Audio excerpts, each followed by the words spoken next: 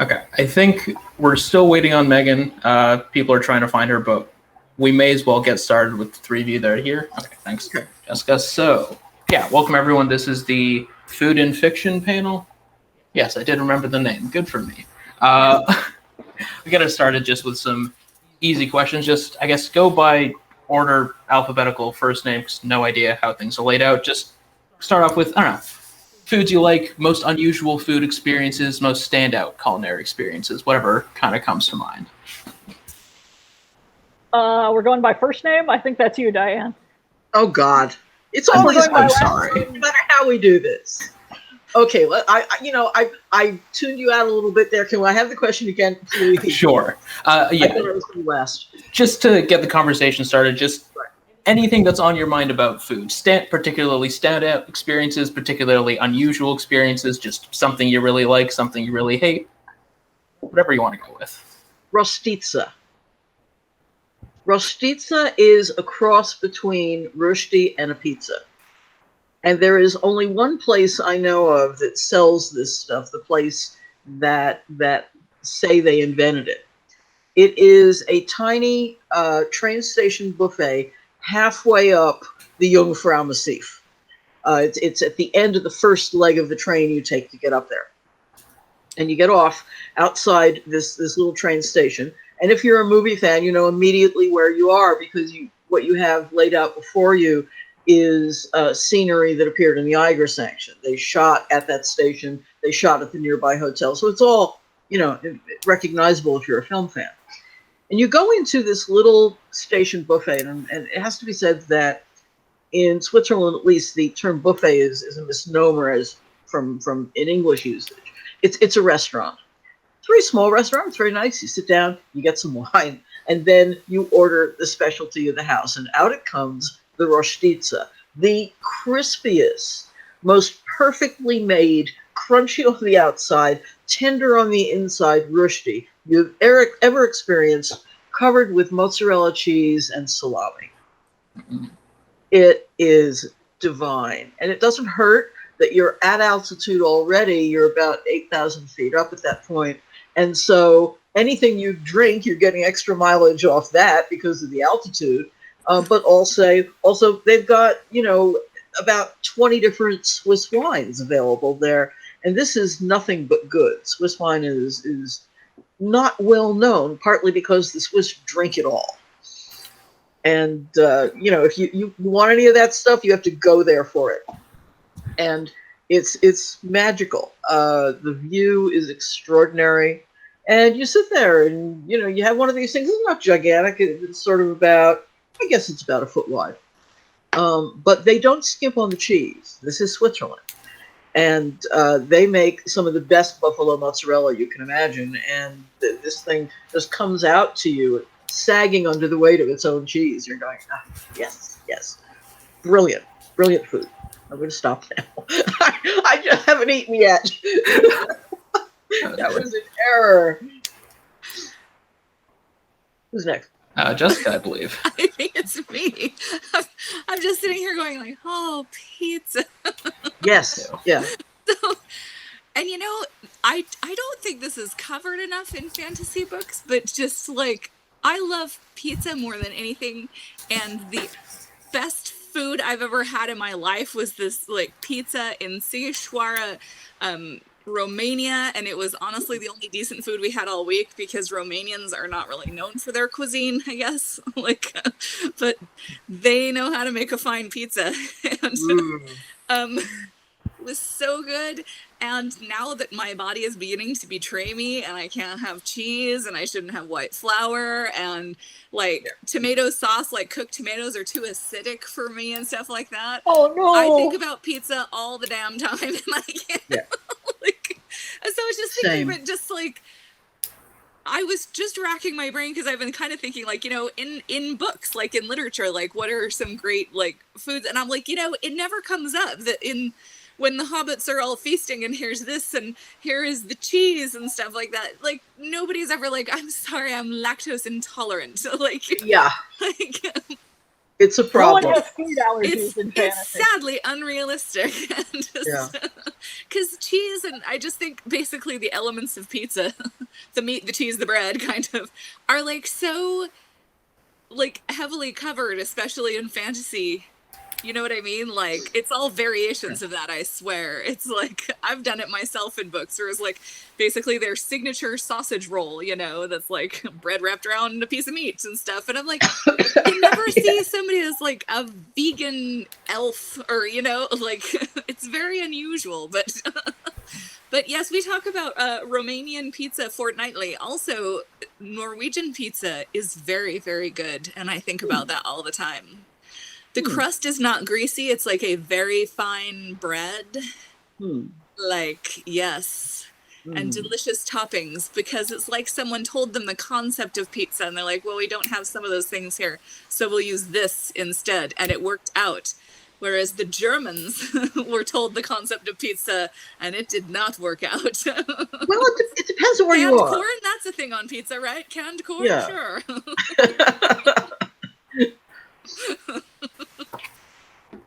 Well, I have nothing to add on the pizza front, but I will tell you a saga.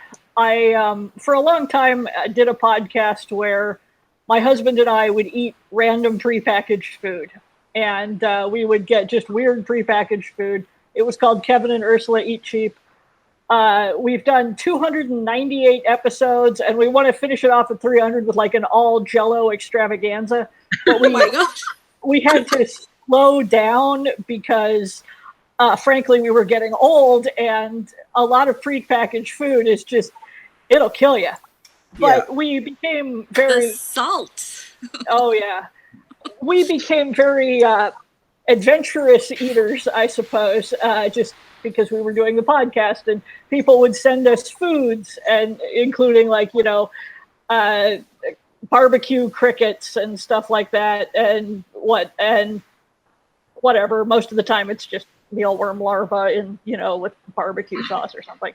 Milkworm pupa and soy sauce, terrible. Incidentally, terrible. Do not eat it. One of the most horrible things we ever had. But anyway, so we go to Tibet, and the Tibetan people have a rich, complex culture that is incredibly admirable in so many ways, but their cuisine is not going to sweep the world stage anytime soon. And it was very yak heavy, which is fine. Yak is a perfectly fine meat, but we were staying in this very remote area, like you fly into the highest airport in the world, and then you get in a van, and then you drive 2 hours further up the Himalayas through, you know, winding roads with no guardrails and one lane, and yaks wandering onto the road and things. And if you look down, you remember you're in the Himalayas, so you should never, ever look down. Things like that. And we are exhausted. We're you know, at this point about 14,000 feet. We're very, you know, we have no energy. Moving is very tiring. And they stop at the last town, basically, in the mountains. And a very nice lady comes out and offers us food. And she, which was like, the bread was very good, sort of a flatbread, fabulous. And then just handed us an entire yak pelvis and a knife, and it's dried basically, because all you have to do is there's no humidity in the air there, because, you know, you're in the mountains at 14,000 feet, so they can just dry everything. So it's dried yak meat, and it's just an entire cow pelvis basically, and a very large knife, and it's like, you know, motioning to cut everything off, because sadly our translator had not showed up, and so none of us spoke Tibetan. We had a little bit of functional Chinese and Google Translate Chinese, but only one of the Tibetan people we were staying with spoke any Chinese. So we were doing a lot of mime and gesticulating. And so she was lovely. She feeds us, sends us off finally to our final destination. We get in. We are just dragged out, exhausted. We drop into the sort of guest house, and they bring us another yak pelvis and hot water. Everybody serves hot water basically as there's no cold water. It's just you get a glass of hot water, and which is fine because you have to boil all the water anyway. So it's, you know, it's all good. And honestly, when you're in, it's, you know, the ass end of winter in the Himalayas, hot water is lovely. But, and then she brings out this object, and it resembles the world's largest Slim Jim. It is about 3 feet long, folded in half. And we all look at it. And she is, you know, gesturing and chops up a couple like inch-long hunks and puts out a dish of paprika. It was excellent paprika. I just want to say fabulous paprika. And we look at the object, and one of us says, maybe it isn't a penis. And we all look at him, because we know damn well what it is. Nothing wrong with being hopeful. And it's and yeah, it's you know, basically sort of like a Slim Jim, kind of spongy with sort of a gray channel down the middle. And we're like, no, we know what that is. But we are guests in these nice people's home. You cannot turn down food. What kind of barbarian monster are you that you would turn down hospitality? And also, let's face it, if you're a tourist and they want to play, let's see what we can get the white people to eat, then you play along. God damn it. That is, you are there, you know, to provide whatever amusement that they can get out of you. So we all look at my husband. And he's like, why are you all looking at me? But he knows that we're all looking at him. And he's like, reaches out, takes the piece, dips it in the paprika, and starts chewing, and keeps chewing. Chews for quite a while. He's like, this is very chewy. And then we're all like, well, he didn't die. And my God, we are guests, and we will eat what they put in front of us. So we all eat the yak penis, and I cannot really recommend it, but you know, hopefully they did not think we were terribly awful guests. And yeah, they're still telling the story about how they got you to eat that. Yes. Oh, I'm sure. Just hear And it. I hope they're getting tons of mileage out of it. They put up with us. I mean, my God. But again, where is that story in a book? That's hilarious, you know? Yeah. Like, that's never... Yeah. I mean, literally, if a story was designed to be dined out on, I'd say that's one.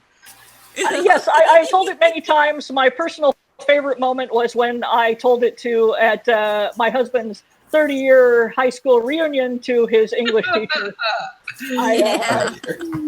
Okay.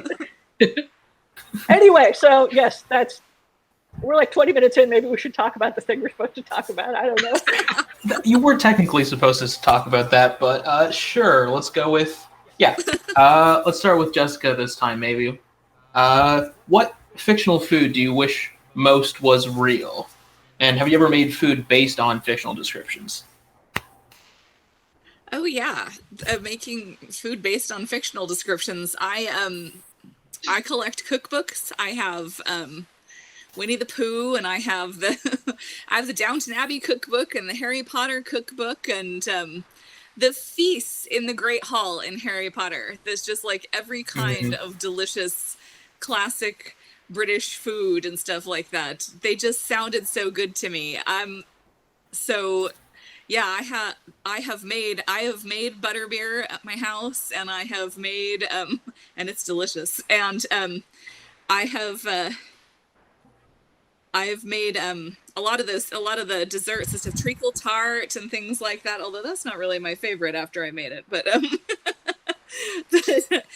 we have the Galaxy's Edge cookbook now. That's from the Star Wars Adventure Lands at the Disney parks, and we have made some delicious yip tip and Ronto roast and things like that at our house. What kind of stuff would they come up with for the Star Wars cookbook? Because there's not a whole lot of food like in the movies, other than like the infamous blue milk, and that's about it. The food in the movies looks nasty if they ever are seen eating. Like, people are almost never seen eating. So they've come up with a lot of stuff to fill this whole cookbook, and there's like this cake that you decorate so it looks like a tree stump, and it's supposed to be from like Kashyyyk, like the Wookiee planet and stuff like that. It's basically sort of it has a little bit of maple syrup in it and like pistachios, which sounds really unusual, but it was very tasty. So they, they just sort of relabel things like blueberries as this berry from this planet and stuff like that, which I would like to see more of in books, because I feel like we kind of have gotten away of that a little bit in favor of just talking about real things like cheese and stew and stuff like that. And I love Diana Wynne Jones' Tourist Guide to Fairyland, where she talks about stew. Fantasyland, yes. The whole thing about stew and stuff like that. And I think none of it sounds super appetizing. So you do have to kind of go back, like, Tolkien was real big on fantasy food and on his food and stuff like that. But it was still classic British food, like roast potatoes and fish and things like that. Lots of potatoes, lots of fish. I can hear the Samwise Gamgee line in my head right now.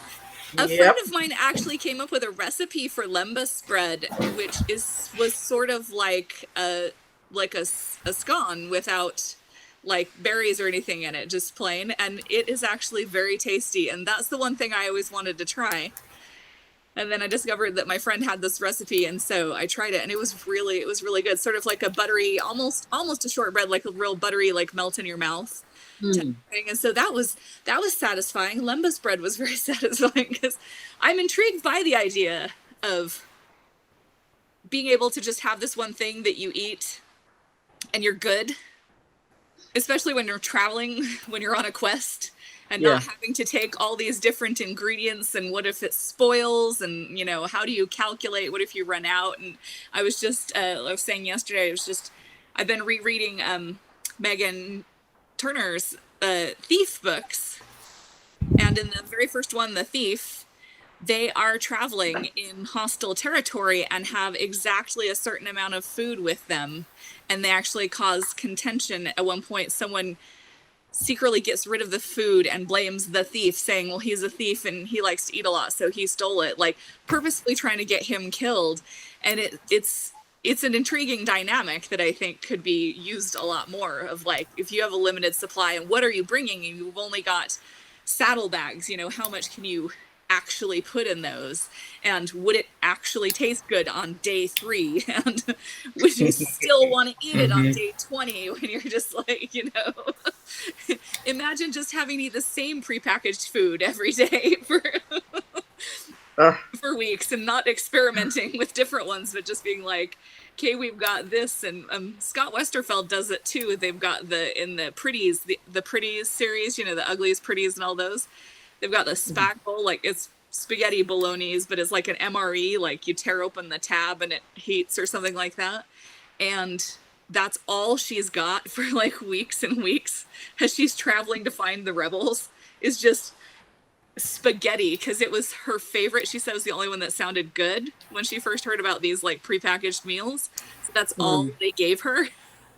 Yeah. And by day 20, I'm having it for breakfast, lunch, and dinner. So that's always something I think about when I'm reading books and they're talking about food, or when I'm going to write, like, are they having different foods? Do they have to have the same food and stuff like that? None of it ever sounds really good if you're traveling. Yeah. I just think of ship's tack too. Ugh. Oh yeah. When you have to bang it on the railing to get the weevils to jump out. Yes. And then dip in your grog so you don't break your last teeth. Yeah, that, especially then. The lesser of two weevils. Oh, stop. I'm sorry. Someone just came in here and said, the lesser of two weevils. Held up a cookbook and ran off. That came over your mic loud and clear. Worth it.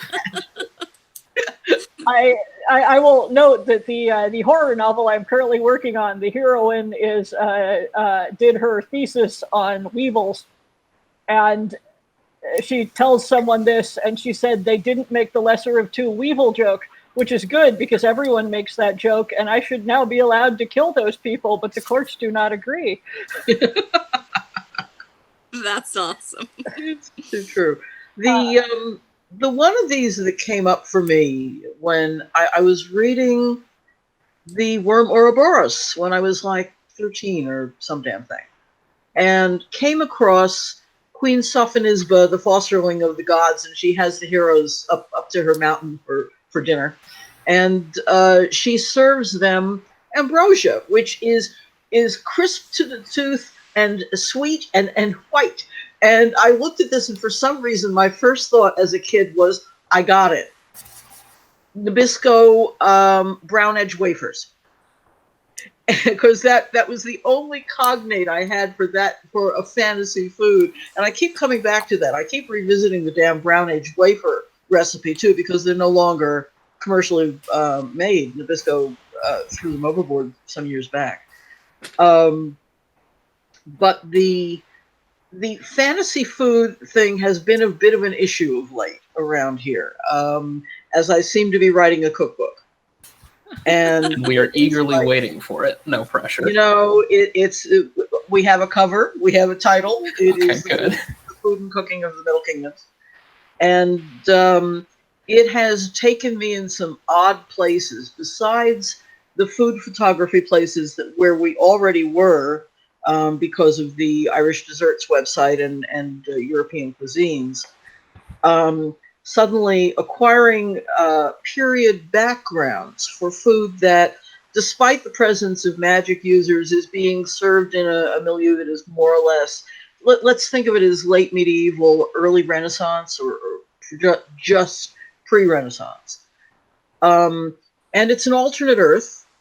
So I get to do okay, which species do we keep and which do we throw overboard? And I have to come right down on the side of throwing the potatoes overboard thing. There were originally potatoes.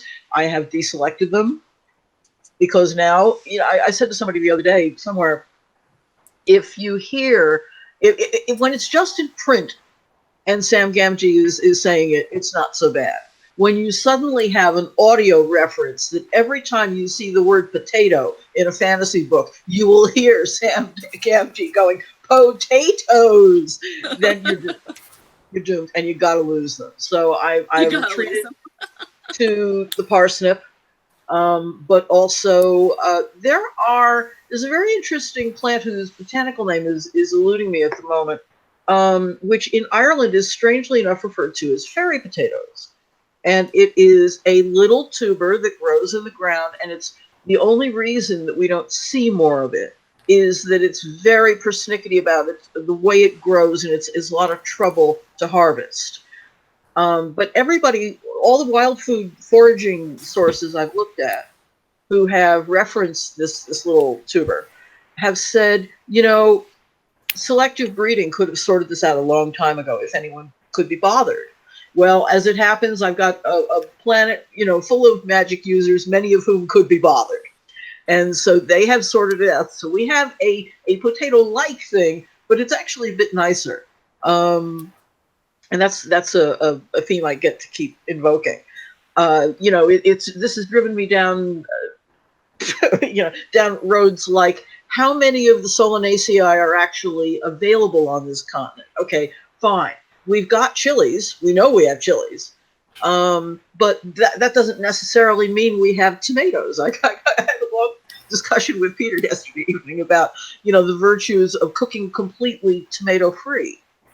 Because, again, it's not just that it rhymes with potato, but you see the word tomato in the middle of a discussion between a couple of magic users, and it just sort of... Tomato does not rhyme with potato. Go away. Anyway, you see what I have to deal with here. Let's call the whole thing off. Thank you. Anyway, as soon as you get anything of North American foods in, your brain goes immediately to okay, do they have contact? Yeah. But anyway, so it's going forward. I'm looking at how long it's taking to actually write the cookbook entries, develop the recipes, test them, photograph them. If you go, or if people listening to this go to middlekingdoms.com, if you look at the menu, you'll right over on the right-hand side, you'll see where it says blog. Click on that. The most recent blog entries will come down, and what a surprise, they're all food. as we sort of flex the food photography muscles with period utensils, with plates that have charming irregularities in them. Thank God, we live in the land of cool stoneware. So it's just a matter of wandering gently around the Irish stoneware landscape, looking for nice things. Also, Etsy. Etsy is turning out to be very useful in this regard, and some of those websites that cater specifically to people doing historical recreations. So I've got some of the best sort of early medieval cutlery you've ever seen. It's beautiful twisted carbon steel. It has to be treated very, very carefully. You just cannot leave something for 5 minutes. It's got to be washed and dried the minute you're done with that shoot, because it will spot and then it'll look horrible. But it's really lovely. I've got some nice new horn utensils. They're really cool. But playing just with the basic concepts of what kinds of foods do these people have? What kind of cultural assumptions do we have even about ingredients that we share? What kind of foods do they have that we have lost in the midst of our own time, or just discarded because they were too much trouble, or they fell out of fashion? In a culture that has never had an industrial revolution, and frankly probably wouldn't much like hearing about one if you told them. It's an, let's call it for argument's sake, an enlightened medieval culture, because I've been very busy subverting the basic medieval way of doing things, the European medieval way, since the series started. And now that I'm doing the in-between books between this and what will be Door into Starlight, I'm having a lot of fun getting into the food. The second book was what got people starting to say to me, we need a cookbook. I'm going, great, in my copious spare time, when am I going to do this? And mysteriously, I'm finding copious spare time for it. It's bizarre, but there we are. So sometime in, I think, late 2022, early or mid 2023, let's say 2023 for argument's sake, because I do want an actual hardcover cookbook. So that means a lot of production work, a lot of photography, a lot of cooking, a lot of testing, a lot of eating. How sad for me. And for the voice from the next room, who gets to test everything as well and chime in his often useful opinions. No. You didn't mention dieting and exercise, did you? Yeah, no, I haven't got there yet. That's later. Go away now. But anyway, so that's what's going on in the food scene around here. I will buck the trend and say that I have never cooked anything from a book because I don't cook. My first husband was a short order cook, and cooking was not. My mother is a terrible cook, so what with one thing and another, it was always just easier for him to do the cooking, and I kind of didn't learn. And so, and thankfully, my current and hopefully final husband is also a cook.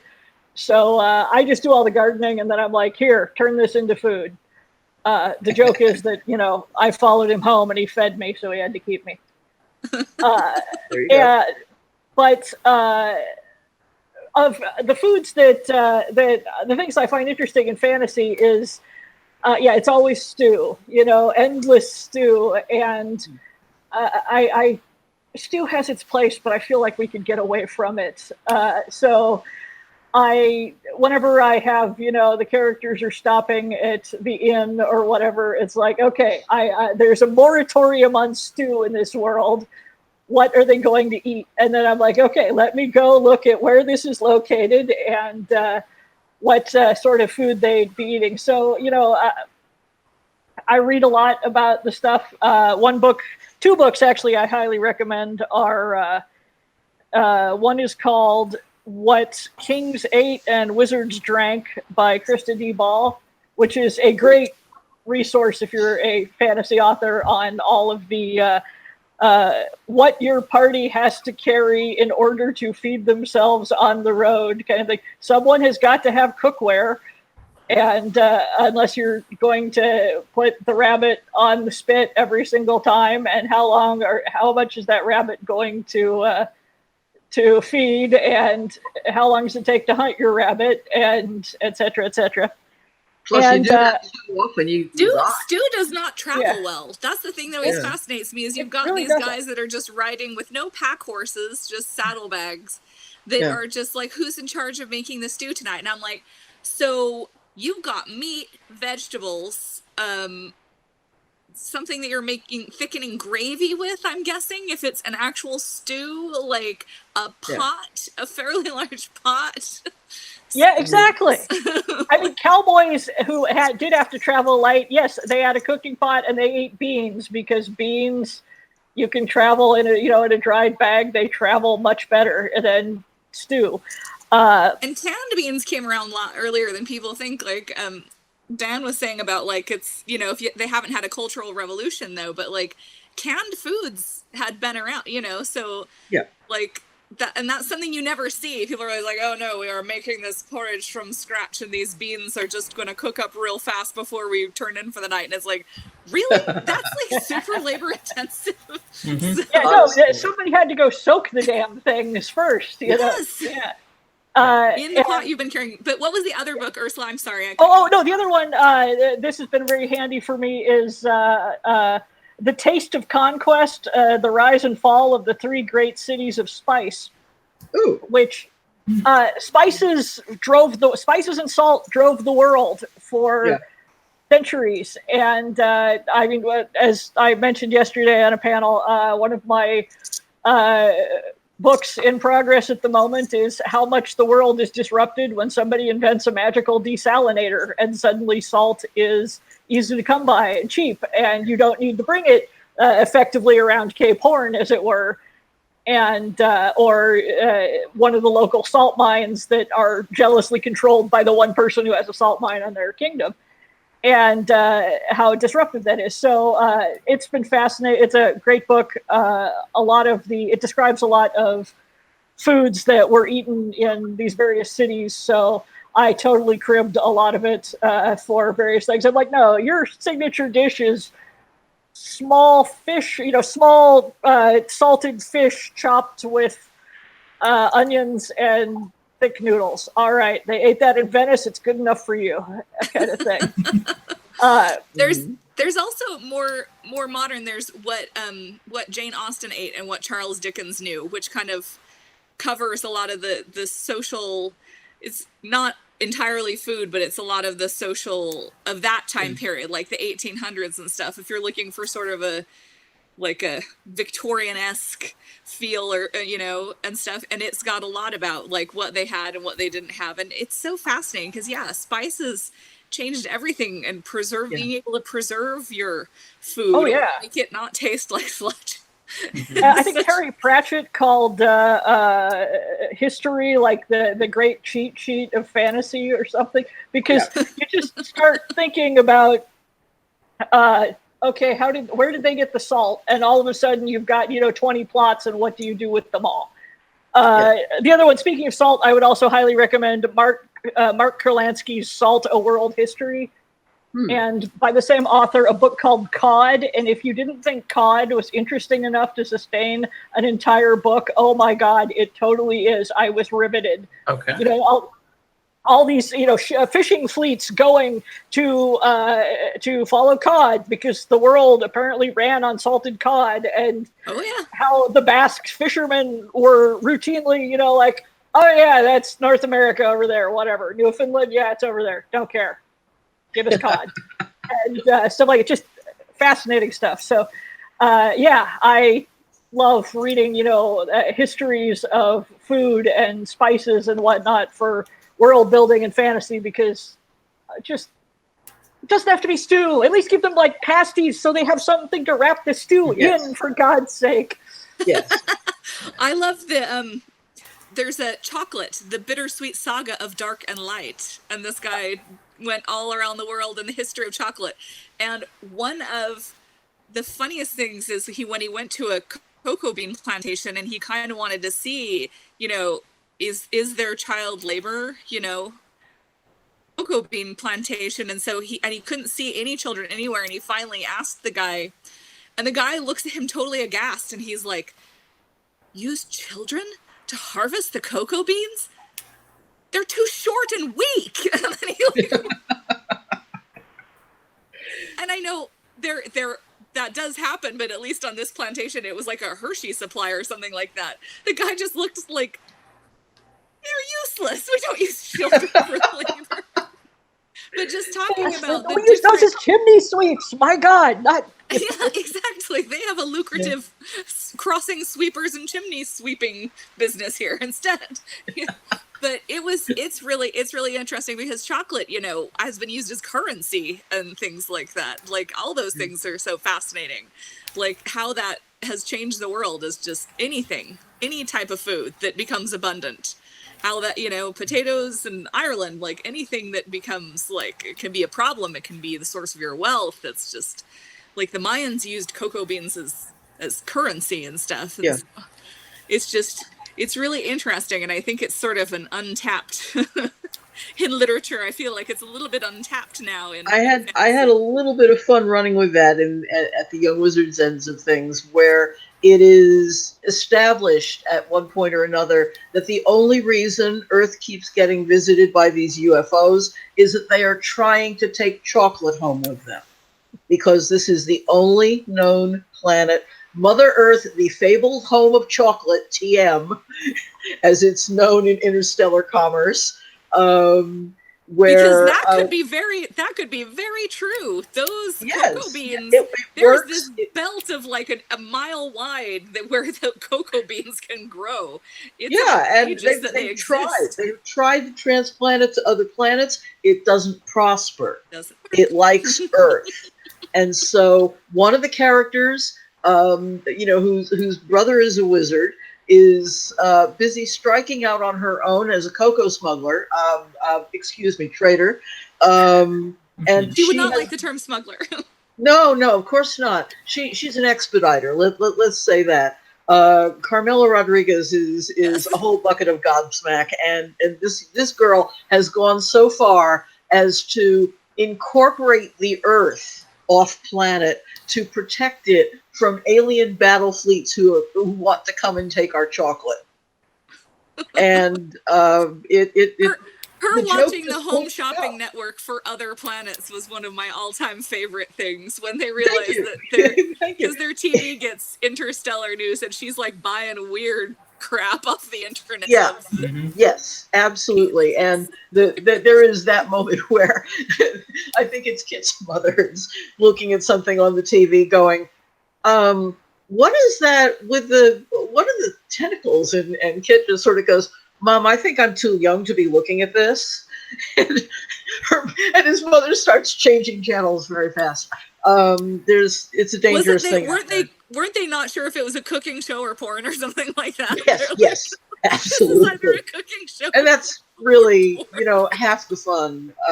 But the chocolate joke just will not go away, and it just keeps getting bigger and more involved all the time. I don't know. I think it's going to wind up taking a bit of a sabbatical in the next mainstream book, because that one is going to be a bit dark. But the next of the interstitial books, A Day at the Crossings, is going to be another story entirely. And we get to do, it's like an airport novel. We get to do 27 hours at the crossings. And absolutely the food. That's huge for any airport. That's a huge. Oh, yeah. I know exactly which airports I like to eat at.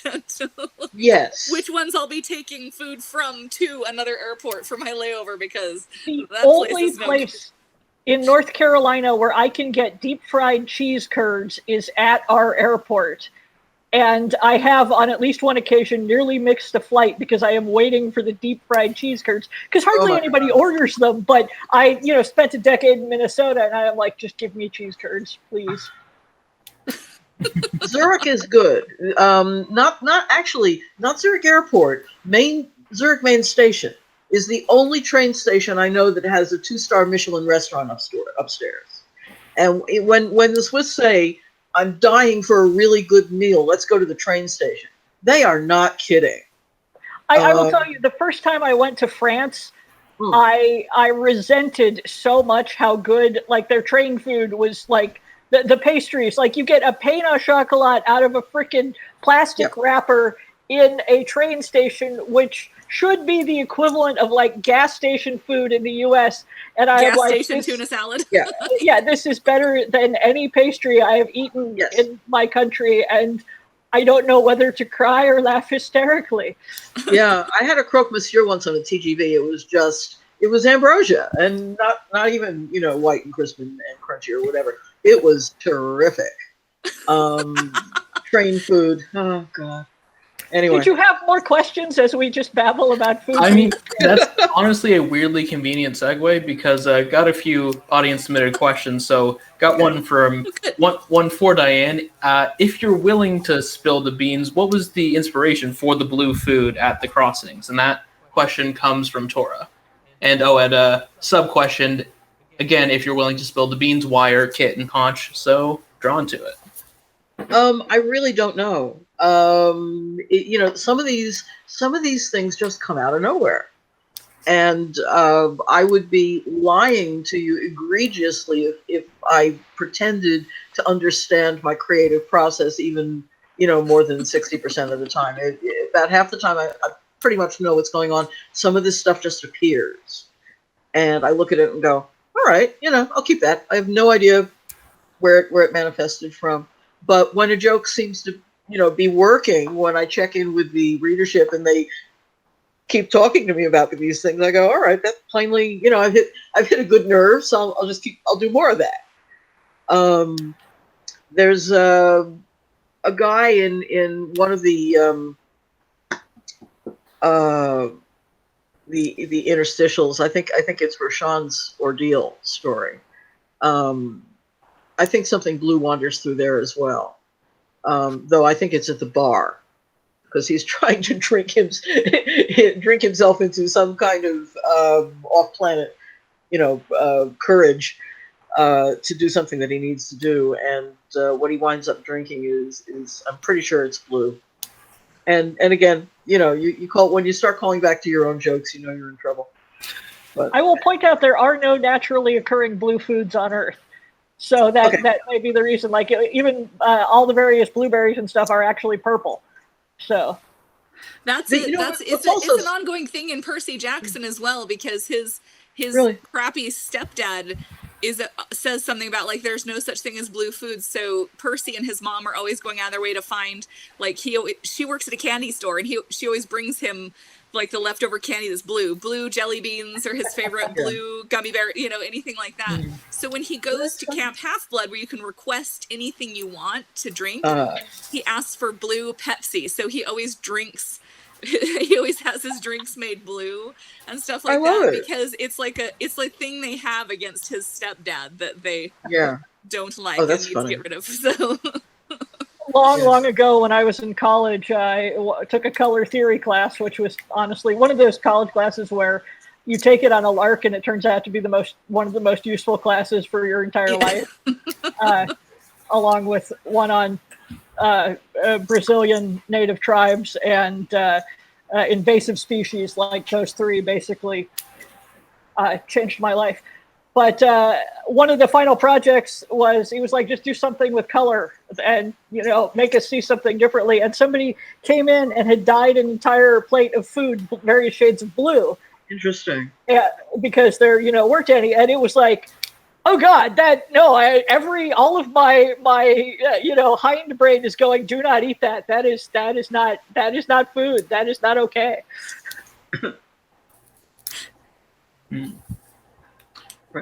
Okay, another audience one. This one comes in from Autumn's Wing on Tumblr. This one's for Jessica. When you made Butterbeer, did you make it based on the historical version or the movie version? I'm not sure which historical version they're talking about. The historical version. I don't know if there is historical Butterbeer. Hot buttered ale used to be a thing. Yes, that is like buttered rum or something like that. So we actually went off of what they serve at Universal Studios, which my brother-in-law and I sat and like tasted and wrote down our thoughts, like butterscotch, but also ginger ale. Like we made these little notes, and then when I got the unofficial Harry Potter cookbook, they have a recipe in there, but it wasn't quite how we remembered it, so we tinkered with it a little bit. So we're going off of taste testing from Universal Studios, actually. Because the taste of it is never described in the books, just that it's good, and they sometimes serve it hot, which we found out was nasty, but Hot beer. Yeah, no thank you. Hot soda, basically. Okay. So we use a ginger ale base, butterscotch, a little whipped cream on top. It's quite nice. Yeah. I will say, warm Dr. Pepper is weirdly good. It's just extremely sweet tea. Don't ask me why I've had that multiple times in my life. Next question for Diane as well. Jesse wants to know about some of the food that you wrote in Wizard's Holiday and the inspiration for it. No specific foods in mind, but... I can't really remember it. I was going to say, how long ago was Wizard's Holiday? That's all right. You know, this is what happens when you write, you know, like 10, 11, 12 books in a series, and suddenly, you know, you start losing pertinent details.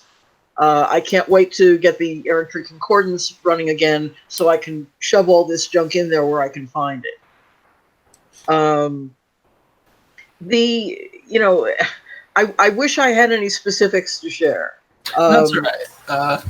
Yeah. Yeah.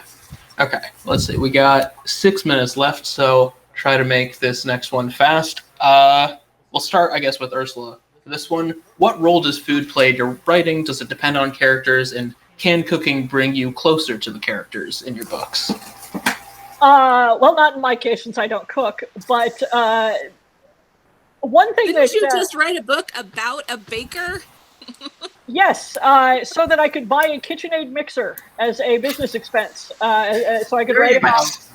And I did, and the KitchenAid mixer was very useful.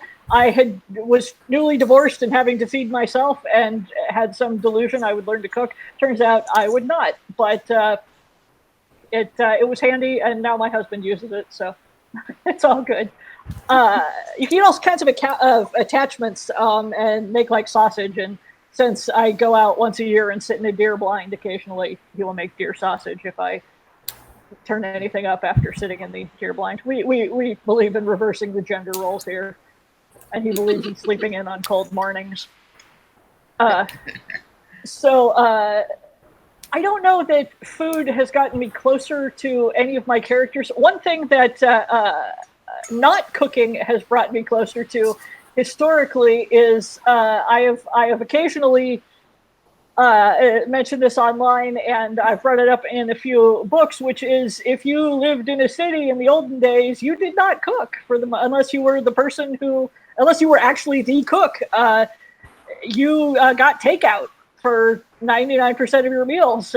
You'd go to food carts. There would be people on, little restaurants and takeaway shops everywhere. And this, in ancient Rome, this happened. In Egypt, you got your bread, you got your beer, you got your onion, and that was what you ate. And so a lot of my characters don't have to cook because they live in cities, and it wouldn't occur to them to do so. So I occasionally relate to that and have tried to express to people that if you don't like cooking, you are not failing your ancestors if you are not cooking 3 meals from scratch a day, because most of your ancestors weren't. They were just grabbing something from the takeaway shop around the corner. You couldn't cook in your rooms because it was a fire hazard and you'd take the whole city down with you. So. And it's not even just an ancient thing. Like, I know plenty of my relatives in India, and my sister was in Cambodia a little while back, and like that's still how things work today as well. Yeah, I think America, at least, and I can't speak for anyone else, but Americans have this whole weird, you have to cook 3 meals a day in service of the nuclear family, or you have failed utterly, particularly if you're female, as the caregiver and whatnot. It's like, no, up until you were sold that line of goods, one person would be doing, in an extended family or whatever, would be doing cooking, or you would just go get takeaway everywhere. It's, you go to food carts. Yep. Release the guilt. You don't need it. Life is complicated. You don't have to cook 3 meals a day from scratch to, so your kids know you love them. I'll stop talking now. All right. It's similar. For me, if anything happens over food in a novel, usually exposition is also involved. This is the most painless way to handle info dumps is over the dinner table. Because you can be distracting people with what's actually on the dinner table all the time while the information gets soaked up with the gravy. It works brilliantly. Right now, I've just put to bed a scene in the upcoming Middle Kingdom's work where, yes, indeed, despite the fact that they live in a palace with a kitchen that operates 24 hours a day and has an obligation to feed all comers, because the king's business is to put bread in his people's mouths, and that means specifically when they turn up at your door and say, I'm hungry. Despite having that, we discovered that Herwas has gone and got takeout. and he's brought it home, and it's all over the table, and then they sit down and have this, a lovely dinner, which is punctuated by a huge fight over Freelorn having to go away somewhere suddenly. And then they wind up plotting against the kitchen staff at the end of it. And they make up and go to bed and have hot gay sex. So that's all good. But it's better with the takeaway, because you can be distracted by all the nice food as people wander in and out, filching bits, and kids come in to get kissed goodnight and so forth. The give and take between these two guys ebbs and flows with these other rhythms that intersect with the food. And it seems often to me a very natural way to handle this stuff. Just make a sandwich and talk to each other. Well, and there's the great fantasy author tradition, like you said. Tolkien has the feast. I think the Redwall books are just wall to wall feasts, and I still want to know what the hell was in Meadow Cream. Damn it, you didn't have. Have you seen the Redwall bot? There's a Redwall Twitter bot. I'm following it. Just keep an eye on my feed. It will pop up occasionally, where it assembles beautiful Redwall feasts out of nothing. It's brilliant. Every now and then I stop and I write one of them down because it sounds so good. I mean, the Redwall feast bot. It's true. I'll find its name and I'll tweet it. So check this. In 15-20 minutes. Check this space for later. I love food, even though food doesn't love me back anymore. I swear I'm living on yogurt and popcorn at this point.